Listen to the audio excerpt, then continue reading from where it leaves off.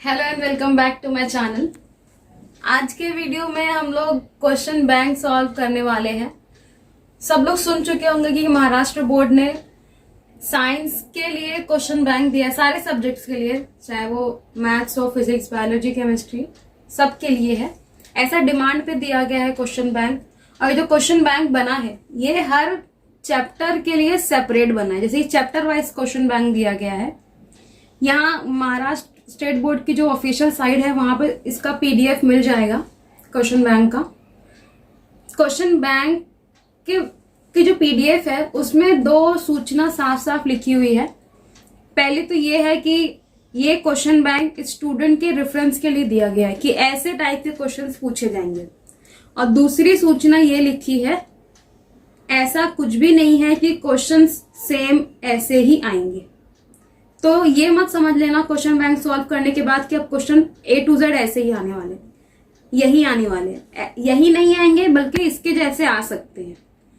तो जो स्टूडेंट जिनकी अब तक कुछ भी प्रिपरेशन नहीं हुई है वो लोग अगर इसको रेफर करते हैं तो उनके लिए काफी अच्छा होगा। और वो बच्चे जो अब तक ये पढ़ चुके हैं, ये लेसन मतलब जैसे कि मैथमेटिकल लॉजिक अगर ये पढ़ चुके हैं पहले से, तो वो उनके लिए एक रिविजन हो जाएगा। ठीक है, तो हम लोग स्टार्ट करते हैं इसके फर्स्ट क्वेश्चन से। फर्स्ट क्वेश्चन जो है वो क्या है, हमारा एमसीक्यू का है। क्या लिखा हुआ है, select and write the most appropriate answer from the given alternatives. Total 10 MCQ दी हुई है। उसमें जो फर्स्ट है हम लोग उसको देखते हैं। पहला जो क्वेश्चन है वो क्या लिखा हुआ है, which of the following statement is true. ये हमारा क्वेश्चन है। 4 स्टेटमेंट दी है, A B C D। इसमें से बताना है कि कौन सी स्टेटमेंट ट्रू है।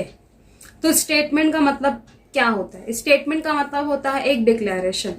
वो डिक्लेरेशन राइट और रॉन्ग हो सकता है, हाँ, राइट या फिर रॉन्ग हो सकता है। तो देखो ये पहला क्या है, 3 + 7 = 4 और 3 - 7 = 4। ट्रू स्टेटमेंट पहचाननी है हमको। हाँ देखो 3 + 7 कितना 11 होता है, ये तो रॉन्ग हो गई ना। ये क्या दिया, =4, तो ये वाला क्या हो जाएगा, रॉन्ग। 3 - 7 भी 4 नहीं होता है। तो जो पहली स्टेटमेंट दी है ये जो है वो क्या है, रॉन्ग। हमको करेक्ट वाली पहचाननी है।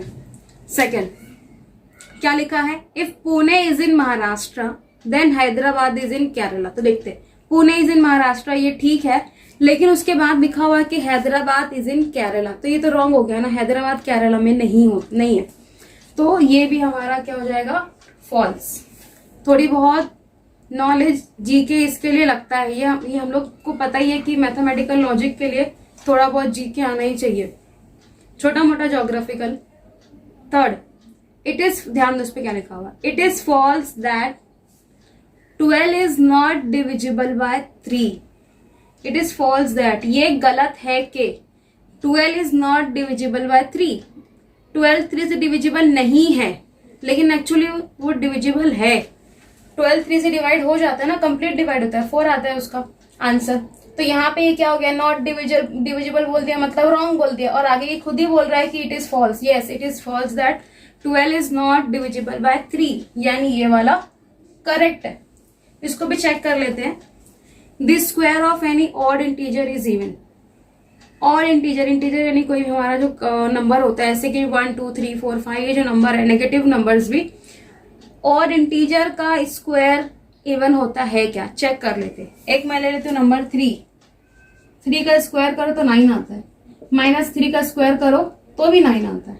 और कोई और नंबर जैसे कि 5 का स्क्वायर करो 25, तो ये 9 ये 25 क्या है, ऑड नंबर्स है ना, इवन नहीं है। यहाँ पे क्या बोला है कि square of odd integer is even, ये भी क्या हो गया, रॉन्ग।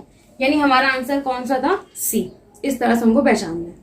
सेकेंड क्वेश्चन देखते हैं, क्या लिखा है, which of the following is not a statement. ध्यान दो यहाँ पे क्या बोल रहा है, ये 4 में से A B C D में से कौन स्टेटमेंट नहीं है। तो स्टेटमेंट का मतलब क्या होता है, स्टेटमेंट का मतलब होता है एक डिक्लेरेशन। अभी स्टार्ट में बोली थी, एक डिक्लेरेशन जिसमें हम लोग कोई बात डिक्लेयर करते हैं, वो राइट और रॉन्ग हो सकती है। जरूरी नहीं कि वो डिक्लेरेशन हमेशा राइट हो, उसमें सिर्फ एक डिक्लेरेशन होना चाहिए जिससे बात पूरी कर दी जाए। जैसे क्या हो गया कि कोई अगर कुछ क्वेश्चन कर रहा है, कोई अगर ऑर्डर दे रहा है, तो ये डिक्लेरेशन नहीं होता है। कोई बोल रहा है गिव मी अ पेन, तो ये क्या हो गया, एक हम क्या कर रहे हैं, रिक्वेस्ट कर रहे हैं। तो रिक्वेस्ट स्टेटमेंट नहीं होती है।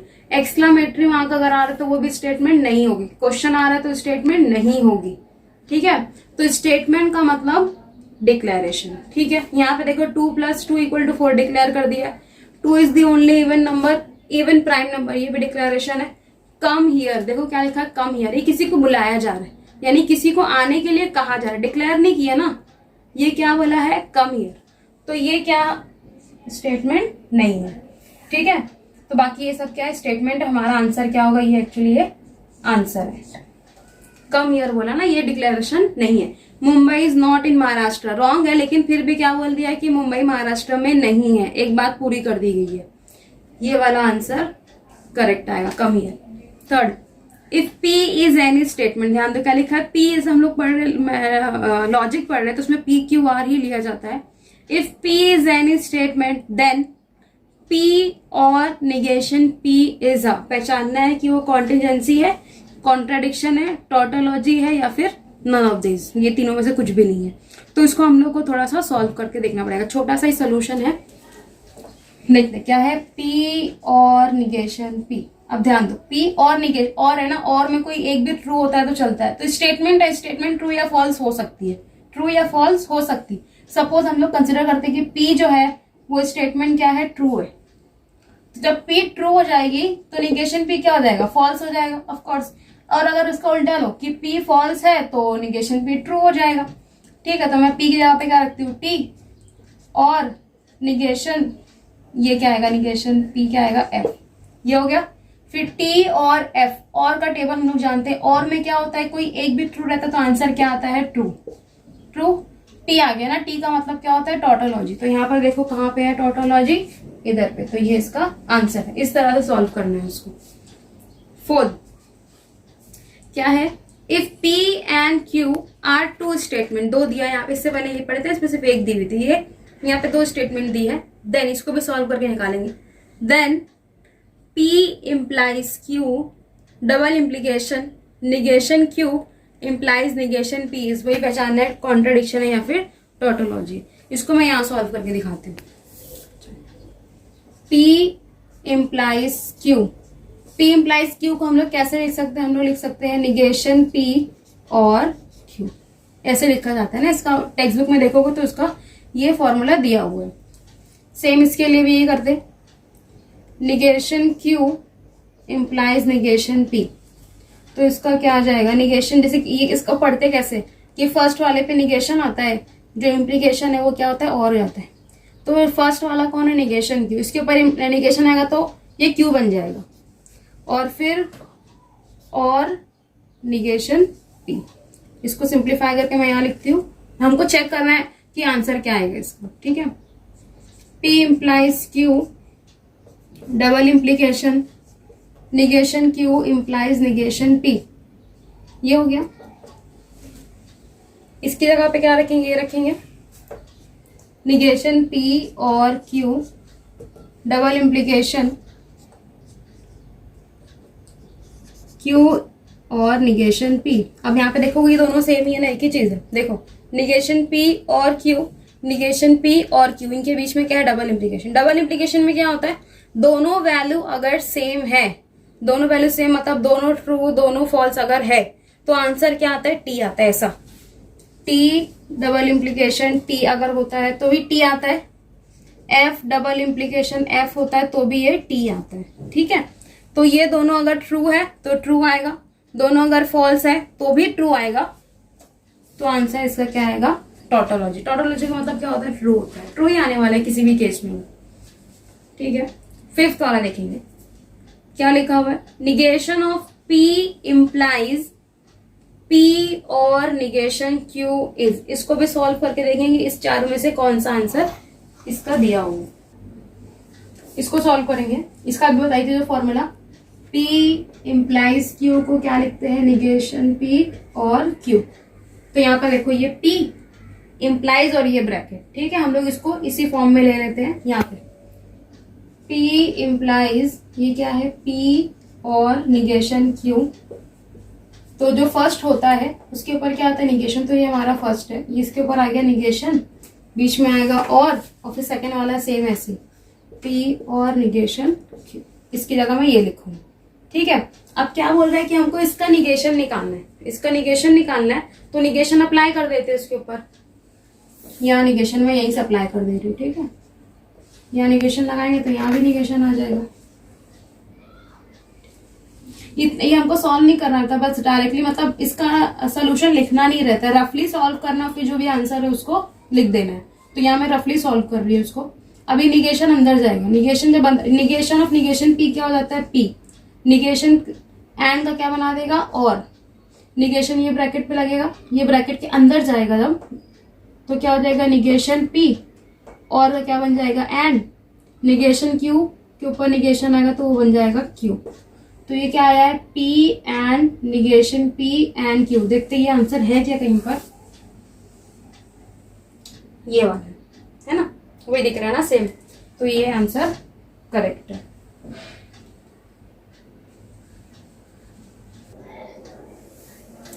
सिक्स क्वेश्चन है, इफ पी क्या स्टेटमेंट दी है कि he is intelligent, Q statement दी है ही इज स्ट्रॉन्ग, ये दिया हुआ है, आगे लिखा हुआ है, then the symbolic form of statement, it is wrong that he is intelligent और स्ट्रॉन्ग।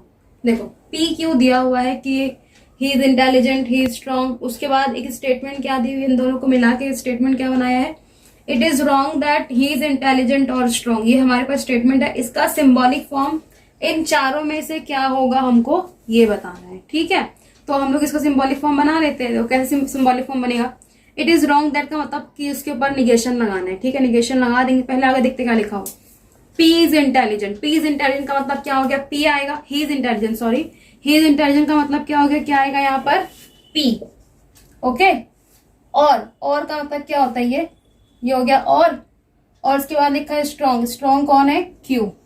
और क्या बोला है स्टार्टिंग में, इट इज रॉन्ग, रॉन्ग का मतलब क्या करना है, इसके ऊपर लगाना है निगेशन। देखते हैं ऐसा कुछ है क्या चारों में, ये देखो ये है सी, यानी ये सी जो है करेक्ट आंसर है, ये आएगा सी। नेक्स्ट 7 क्या लिखा हुआ है, अब biconditional statement, biconditional statement वो डबल इंप्लीकेशन, ये इसको बोलते हैं बाय कंडीशनल, हाँ ये बाय कंडीशनल। अब biconditional statement is conjunction of two dash statements. Conjunction का मतलब क्या होता है, एंड, है ना, एंड, ये सब पढ़ चुके स्टार्टिंग में, ये एंड, ये और, ये डबल इंप्लीकेशन और ये इम्प्लीकेशन। इसको क्या बोलते हैं, कंजंक्शन, इसको बोलते हैं डिसजंक्शन। तो यहाँ पे क्या बोला है, conjunction, conjunction of two negative compound connective conditional. तो कंडीशनल स्टेटमेंट, दो कंडीशनल स्टेटमेंट जब बनती है, मिलती है, तो क्या बनती है वो, बाय कंडीशनल। तो आंसर क्या आएगा इसका, कंडीशनल। ये अगर मैं यहाँ पे लगा देती हूँ पी डबल इंप्लीकेशन क्यू, तो P implies Q, Q implies P. P से क्यू पे गया तो कंडीशनल हुआ, क्यू से पी पे आया तो कंडीशनल हुआ, दोनों मिल जाएगी तो क्या बन जाएगी, ये बाय कंडीशनल।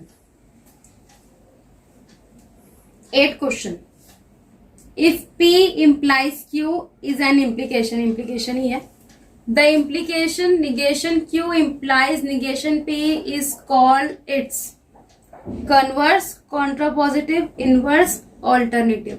ऐसा एक क्वेश्चन कभी कभी बोर्ड में 3 मार्क्स के लिए आ जाता है, ये तो 1 मार्क्स के लिए एमसीक्यू में डायरेक्ट पूछा है। जैसे ये स्टेटमेंट दी थी ना, यहाँ पे ऐसे स्टेटमेंट दे देता है और फिर बोलता है कि उसका कन्वर्स, इनवर्स, कॉन्ट्रापॉजिटिव लिखो। इम्प्लीकेशन का हमको क्या करना रहता है, तीनों लिखने का रहता है। तो यहाँ पर दिया हुआ है P इम्प्लाइज Q, और वो जो दिया हुआ है negation Q implies negation P, बताना है कि वो क्या चीज है। तो तीनों देख लेते, सिंपल है। P इम्प्लाइज Q अगर दिया हुआ है, उसका अगर हमको क्या करना है, कन्वर्स करना है। कन्वर्स क्या होता है, Q इम्प्लाइज P, इसका उल्टा कर दो, इनवर्स, इनवर्स क्या होता है, negation P implies negation Q, ये इनवर्स हो गया। अब कन्वर्स का अगर निगेशन लेते हैं तो वो कॉन्ट्रा पॉजिटिव होता है, negation Q implies negation P, ये दिया रहेगा। ये तीनों अगर लिखने के लिए आता है तो बहुत सिंपल, 3 मार्क्स से एकदम इजी क्वेश्चन हो जाता है। यहाँ पे एमसीक्यू में पूछा है कि ये जो चीज है ये क्या है, तो ये क्या बनती है, ये बनती है कॉन्ट्रा पॉजिटिव, हाँ कॉन्ट्रा पॉजिटिव। तो कॉन्ट्रा पॉजिटिव कहाँ पर है, यहाँ पर है। 9th है, the negation of the statement P and Q implication R और negation P हमको उसका निगेशन बनाना है। ठीक है, इसको सॉल्व कर लेते, निगेशन निकाल लेंगे और देखेंगे क्या आंसर आता है। इसको मैं ले लेती हूँ पहले। इसका पहले हम लोग फॉर्मूला अप्लाई कर लेंगे, P इम्प्लाइज Q वाला। ये क्या होता है, निगेशन P और Q। ये फर्स्ट वाला इम्प्लीकेशन, इसके ऊपर निगेशन आ जाएगा, बीच में और आएगा और ये एज इट इज रहेगा। P and Q double implies R और निगेशन P। इसको मैं लिखती हूँ यहाँ पे, क्या आएगा ये, negation of P and Q और R और निगेशन P। ये हो गया निगेशन, अंदर ले लेते, निगेशन P और का एंड का और हो जाएगा निगेशन Q। ये और है बीच में R और निगेशन P। अब क्या दिखाई दे रहा है, अब दिखाई दे रहा है कि दोनों में निगेशन P कॉमन है। निगेशन P कॉमन ले लेती हूँ, निगेशन P और कॉमन है। ठीक है, निगेशन P हम लोग क्या करते हैं, यहाँ से कॉमन ले लेते हैं। निगेशन P कॉमन ले ली, क्या बचेगा यहाँ पर, और निगेशन Q और R। ये इस तरह से बचा है। और देखते कुछ, तो ये यहाँ सिंप्लीफाई हो गया है। अब इसके ऊपर क्या करते हैं हम लोग, निगेशन लगा देते हैं। निगेशन लगाओगे, ये निगेशन अंदर जाएगा तो निगेशन P, निगेशन डबल जो था वो P हो जाएगा, और का एंड हो जाएगा, ये भी निगेशन खत्म हो जाएगा, बचेगा Q, और का एंड हो जाएगा, और यहाँ पे आ जाएगा निगेशन R। अब ये देखते हैं कि आंसर में कहीं मिलता है क्या। आंसर में ये वाला दिखाई दे रहा है, देखो P and Q and negation R। Bracket नहीं दिया है, ब्रैकेट लगा देते हैं। मतलब इसके अलावा तो और कुछ भी नहीं समझ में आ रहा है। ये आ गया इसका आंसर। लास्ट वाला है, the false statement in the following is. ये 4 स्टेटमेंट दी हुई है, ये चारों में से कौन सी फॉल्स है हमको ये बताना है, फॉल्स स्टेटमेंट बतानी है। तो पहले देखते हैं, पहले क्या लिखी हुई है, P and negation P is contradiction. ध्यान दो, एंड में कोई एक भी ट्रू रहता है तो आंसर टोटोलॉजी आता है। ठीक है, लेकिन यहाँ पे ना एंड है ना, ये एंड, अब ये P अगर ट्रू हुआ और ये, तो निगेशन P क्या हो जाएगा, फॉल्स हो जाएगा। तो T आता है, तो ये वाला कॉन्ट्राडिक्शन है, मतलब ये वाला क्या है, आंसर नहीं है। नेक्स्ट इसको देखते हैं, क्या लिखा है ये, P implies Q double implication, negation Q implies negation P is contradiction. अब ध्यान देते हैं, ये डबल इम्प्लीकेशन में जब दोनों सेम रहता है, दोनों सेम मतलब दोनों ट्रू हो या दोनों फॉल्स हो, दोनों ट्रू या दोनों फॉल्स जब होता है तो आंसर क्या आती है, उसकी टोटोलॉजी। लेकिन यहाँ पर क्या दिया है, ये कॉन्ट्राडिक्शन दिया। अगर इससे पहले हम लोग इसको सॉल्व किए थे, अभी एक एमसीक्यू में आया था, तो उसका आंसर वहां से क्या बन रहा था, टोटोलॉजी बन रहा था, जबकि यहाँ पे क्या दिया है, ये कॉन्ट्राडिक्शन। यानी ये स्टेटमेंट फॉल्स है और हमको क्या करनी थी, फॉल्स पहचाननी। तो ये हमारा आंसर हो सकता है। अभी आगे और 2 चेक कर लेते हैं। Negation of negation P double implies P is tautology. देखो, निगेशन ऑफ निगेशन P यानी दोनों निगेशन कैंसिल हो जाएगा। P डबल इम्प्लीकेशन P, अगर दोनों T है तो भी T आएगा, दोनों F है तो भी T आएगा, तो ये टोटोलॉजी ही बनता है, यानी ये आंसर नहीं है। P और निगेशन P और double implication P is tautology. ध्यान दो, टोटोलॉजी कब आती है, जब दोनों सेम होता है। अगर यहाँ पर P जो है ट्रू है, तो इसका आंसर अगर ट्रू है तो ये क्या जाएगी, टोटोलॉजी। P फॉल्स है तो इसका आंसर भी फॉल्स ही आएगा। इसको हम लोग सॉल्व करेंगे, क्योंकि देखो ये क्या है, डबल, ये है ना, और है, और, तो इसका आंसर अगर F आता है तो ये क्या बनेगी, टोटोलॉजी बनेगी। तो यानी ये भी आंसर नहीं है। तो हमारा आंसर क्या आएगा, P implies Q double implication negation Q implies negation P is contradiction, क्योंकि इसका आंसर भी क्या आना चाहिए, टोटोलॉजी। यहाँ दिया हुआ है कॉन्ट्राडिक्शन, तो ये फॉल्स है। क्वेश्चन नंबर 2 1 मार्क्स वाला जो क्वेश्चन है वो सब इसमें दिया हुआ है। टोटल यहाँ पे क्वेश्चन बैंक में 6 क्वेश्चन दिए हुए हैं। ये 6 को हम लोग सॉल्व करते हैं। फर्स्ट क्या है, फर्स्ट क्वेश्चन है, फाइंड द निगेशन ऑफ 10 + 20 = 30। ये स्टेटमेंट दी हुई है 10 + 20 = 30, इसका हमको निगेशन निकालना है। तो निगेशन बेसिकली क्या होता है, जो भी स्टेटमेंट दी हमको क्या करना है, उसमें नॉट लगाना है। नॉट कैसे, अगर जैसे अगर वर्ड्स में दिया होता है, कोई सेंटेंस अगर दिया है वर्ड्स में, तो हम लोग उस सेंटेंस में बस क्या करते हैं, NOT नॉट लगा देते हैं। उसमें क्या हो जाता है, नॉट लगा देते हैं। और जब इस तरह से दिया हुआ इक्वल, अच्छा इक्वल का उल्टा क्या होता है? इक्वल का उल्टा नॉट इक्वल ही होता है ना। तो हम लोग क्या करेंगे, सिंपली इस इक्वल को कट कर देंगे, यानी 10 + 20 = 30 में ये जो इक्वल है इसको कट कर देना, ये इसका निगेशन हो जाएगा नॉट।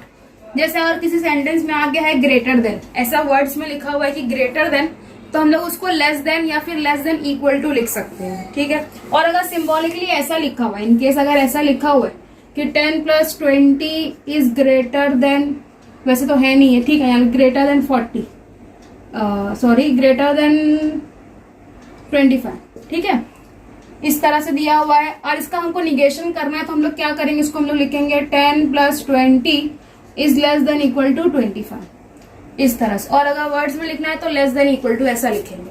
तो ये फर्स्ट वाले का सोल्यूशन ये है, 10 + 20 = 30। Second, state the truth value of x² = 25। x² = 25 हमको क्या लिखना, ट्रूथ वैल्यू। और ट्रूथ वैल्यू सिर्फ और सिर्फ स्टेटमेंट की होती है, ये ओपन सेंटेंस है ना। x² = 25 क्योंकि x की कौन सी वैल्यू के लिए 25 होगा, दो वैल्यू के लिए, एक तो 5 के लिए और एक -5 के लिए। तो ये सेंटेंस क्या हो गया, यानी x की वैल्यू क्या हो गई, डिपेंड हो गई है 5 और -5 पे। यानी ये सेंटेंस क्या है, ओपन सेंटेंस, और ओपन सेंटेंस की ट्रूथ वैल्यू नहीं होती है। तो हम लोग लिख देंगे इट इज, ऐसा लिख देंगे, it is open sentence, hence does not exist, truth value does not exist, ऐसा लिख देंगे। थर्ड है, write the negation of P implies Q। P implies Q का निगेशन लिखना है। इसका टेक्स्ट बुक में ही हमको मिल जाता है, फॉर्मूला ही है। जैसे अगर मुझे इसका निकालना है P implies Q का निगेशन, तो पहले मैं लिख देती हूँ इसको P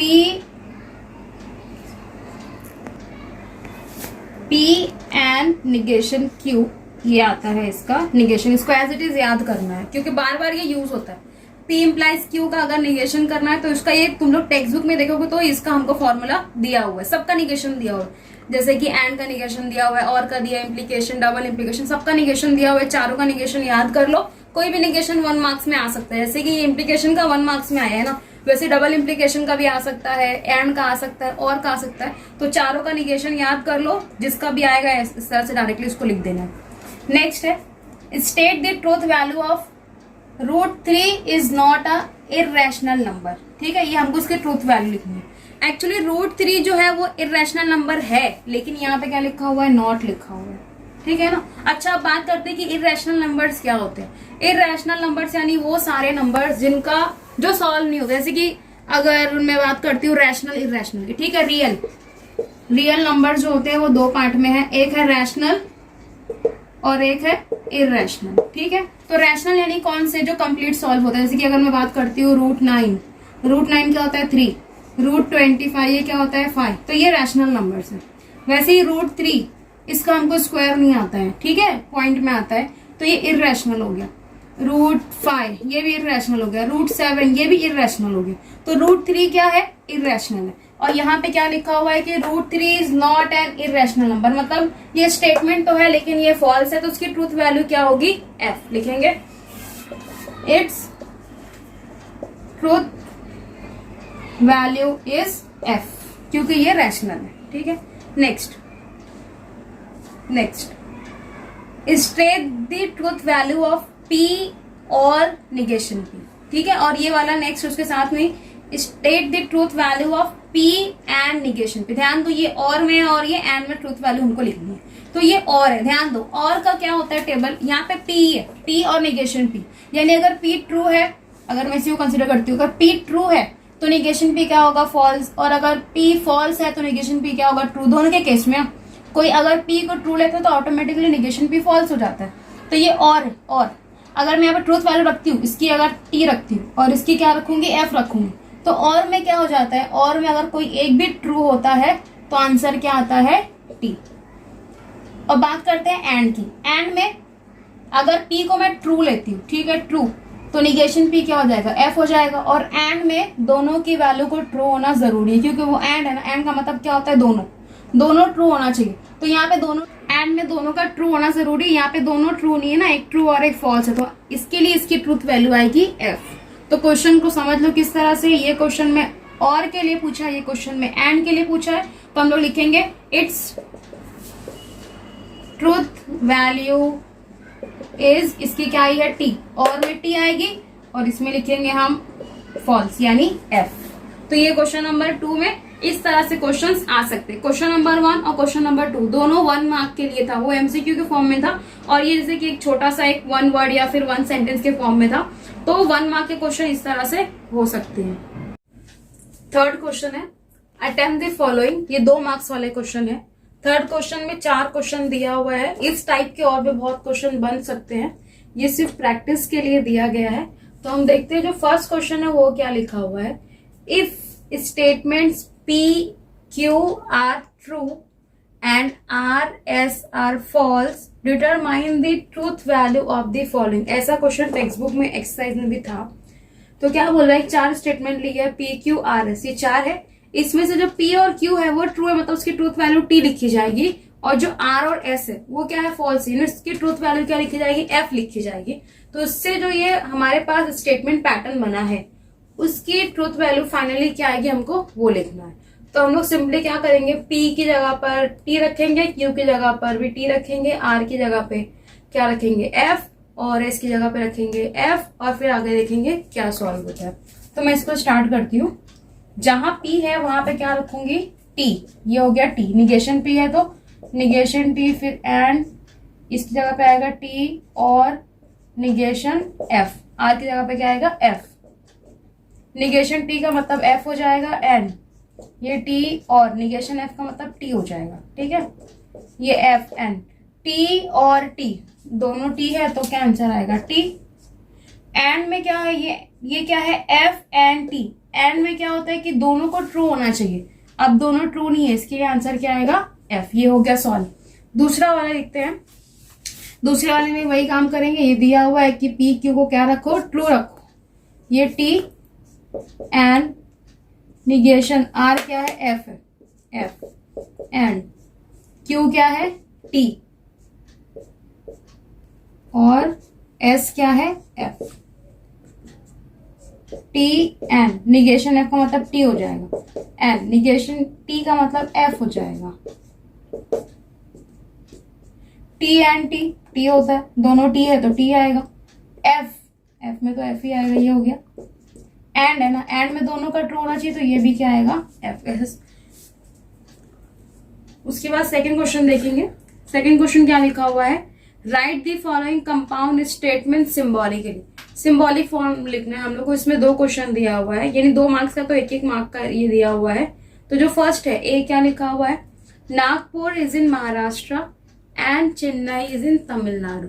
ठीक है, तो हम लोग को इसका सिंबॉलिक फॉर्म लिखना है। तो जो फर्स्ट स्टेटमेंट है हम लोग इसको P कंसीडर कर लेते हैं, और जो सेकंड स्टेटमेंट है उसको Q कंसीडर कर लेते हैं।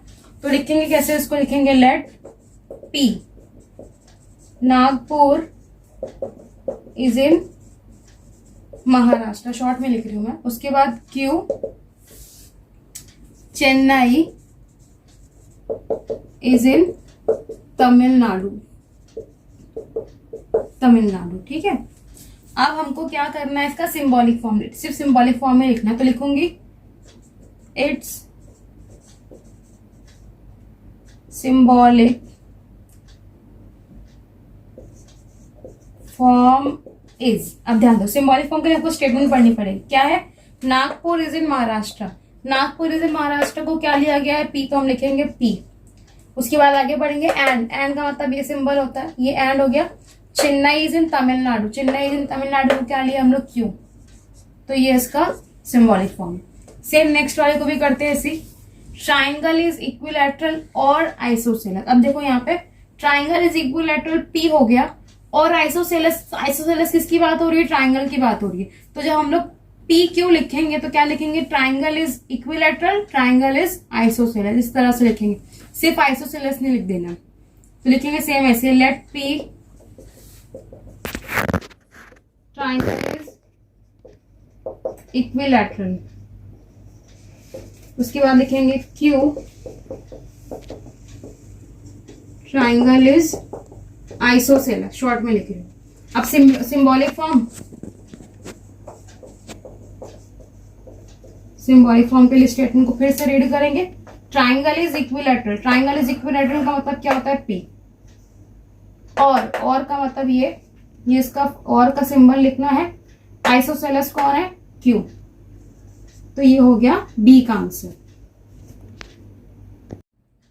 क्वेश्चन नंबर 3 का थर्ड क्वेश्चन, इसमें क्या करना है, लिखा है write the converse and contrapositive of the following statement. ये स्टेटमेंट दी हुई है, अब ये 2 मार्क्स का है, तो इसमें सिर्फ कन्वर्स और कॉन्ट्रापॉजिटिव पूछा है। टेक्स्ट बुक में जो है उसमें कन्वर्स, इनवर्स और कॉन्ट्रापॉजिटिव इस तरह से आता है। तो अब ये 2 मार्क्स से सिर्फ 2 चीज पूछी, 3 मार्क्स में तीनों भी पूछ सकता है।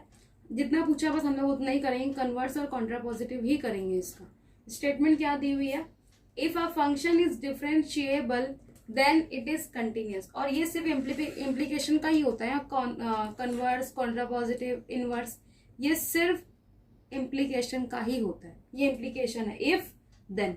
तो जो फर्स्ट पार्ट है स्टेटमेंट का, हम लोग उसको क्या लेंगे, पी, और जो सेकंड पार्ट है उसको लेंगे क्यू, और उसके बाद कन्वर्स और कॉन्ट्रापॉजिटिव लिख देंगे। तो यहाँ पे क्या है, if a function is differentiable, तो अ फंक्शन इज डिफरेंशिएबल, ये पी होगा। It is continuous, it is कौन है, इट इज कौन है, फंक्शन है, तो हम लोग लिखेंगे अ function is continuous. It is continuous नहीं लिखेंगे, फंक्शन इज कंटिन्यूअस लिखेंगे। तो लेते हैं यहाँ पे, इसको सॉल्व करते लेते हैं। यहाँ पे let P a function is differentiable, और लिखेंगे Q a function is continuous, short में लिख रही हूँ। उसके बाद हम लोग को इसकी सिंबॉलिक फॉर्म लिखनी है, सिंबॉलिक फॉर्म लिखेंगे, उसके बाद कन्वर्स और कॉन्ट्रापॉजिटिव लिखना आसान होता है। लिखेंगे यहाँ पे सिंबॉलिक फॉर्म। सिंबॉलिक फॉर्म क्या होगी, if a function is differentiable, यानी पी इंप्लाइज क्यू। ये हो गई स्टेटमेंट, और ये सिंबॉलिक फॉर्म हो गया। अब हमको क्या निकालना है, कन्वर्स। कन्वर्स क्या होता है, कन्वर्स में क्या करना है, इसको रिवर्स करना है। पी इंप्लाइज क्यू का क्यू इंप्लाइज पी कर देना है, क्यू इंप्लाइज पी। उसके बाद क्या निकालना है, कॉन्ट्रापॉजिटिव। कॉन्ट्रापॉजिटिव में क्या करना है, जो कन्वर्स है उसी का निगेशन कर देना है। कन्वर्स का निगेशन कर दूंगी तो क्या हो जाएगा, negation Q implies negation P. ये तो सिंबॉलिकली हो गया, हमको इसको वर्ड्स में यानी स्टेटमेंट के हिसाब से भी लिखनी पड़ेगी। तो जैसा दिया है वैसा लिखते हैं। क्या है, पहले कन्वर्स में क्या है, क्यू इंप्लाइज पी। क्यू का मतलब क्या है, अ फंक्शन इज कंटिन्यूअस। तो हम लोग लिखेंगे इफ अ फंक्शन, इफ और देन यूज करेंगे इसमें हम लोग, क्योंकि इसको किस में लिख रहे हैं, वर्ड्स में लिख रहे हैं। तो यहाँ पे लिखेंगे इफ अ फंक्शन इज, पहले क्यू आ रहा है ना, तो फंक्शन इज कंटिन्यूअस। उसके बाद क्या आएगा, देन इट इज, क्या आएगा, पी, इट इज, पी क्या था, डिफरेंशिएबल, इट इज डिफरेंशिएबल। ये हो गया। नेक्स्ट लिखेंगे negation Q implies negation P. अब निगेशन हो गया तो बस नॉट लगा देना, इसमें नॉट लगाएंगे और आगे भी नॉट लगाएंगे। क्या हो जाएगा, if a function is not continuous then it is not differentiable। ये हो गया इसका कॉन्ट्रापॉजिटिव। इनवर्स बोलेगा तो इनवर्स भी कर देंगे इसमें, ठीक है। नेक्स्ट क्वेश्चन क्या लिखा हुआ है, without using truth table proof that. ये प्रूफ करना है, ट्रूथ टेबल यूज नहीं करना हमको। ये लेफ्ट साइड है, इसको लेकर चलना और आंसर आना चाहिए निगेशन भी। तो ठीक है, हम लोग सॉल्व करते हैं। इसको पहले कंसिडर करते लेते हैं। यहाँ पे लेफ्ट हैंड साइड ले लेती हूँ। क्या है, क्या दी हुई है, निगेशन पी और क्यू, और negation P and Q.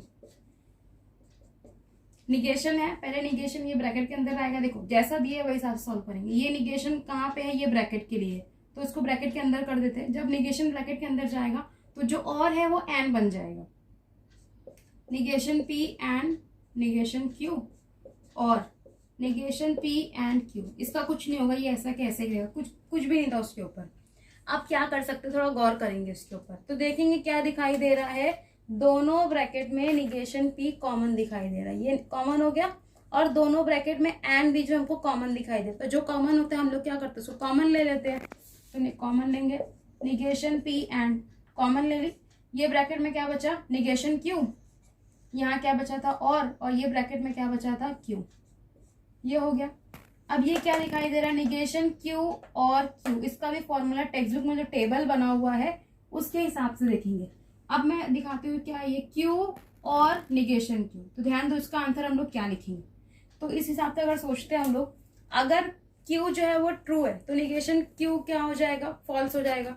True false, कोई एक भी ट्रू होगा तो आंसर क्या आता है, टी आता है ना। यानी अगर क्यू ट्रू है तो निगेशन क्यू क्या हो जाएगा, फॉल्स हो जाएगा, और अगर क्यू फॉल्स है तो निगेशन क्यू क्या हो जाएगा, ट्रू आ जाएगा। तो दोनों केस में इससे हमको क्या आंसर मिलने वाला है, ट्रू आंसर मिलने वाला है। तो यहाँ पे क्या आएगा, टी, लिखेंगे पी एंड टी, ये हो गया। अब इसके ऊपर ध्यान देते, ये है negation P and T, and में दोनों वैल्यू ट्रू होनी चाहिए, एंड में दोनों वैल्यू ट्रू होनी चाहिए, तो ट्रू है, ठीक है। अब निगेशन पी जो है वो टी भी हो सकता है और एफ भी हो सकता है, यानी टी होगा तो टी मिल जाएगा और एफ होगा तो क्या मिलेगा, एफ मिलेगा। तो यानी ये जो स्टेटमेंट है, ये जो पैटर्न है, इसकी वैल्यू किस पे डिपेंड हो गई, निगेशन टी के ऊपर डिपेंड हो गई है। टी का कोई काम ही नहीं, टी से कुछ फर्क नहीं पड़ता है। तो हमको किसके ऊपर ध्यान देना है, निगेशन पी के ऊपर। तो इसका आंसर क्या आएगा, निगेशन पी, और यही हमको सॉल्व करना था। तो ये आ गया राइट हैंड साइड। तो यहाँ पे क्वेश्चन नंबर 3 के चारों क्वेश्चंस कंप्लीट होते हैं।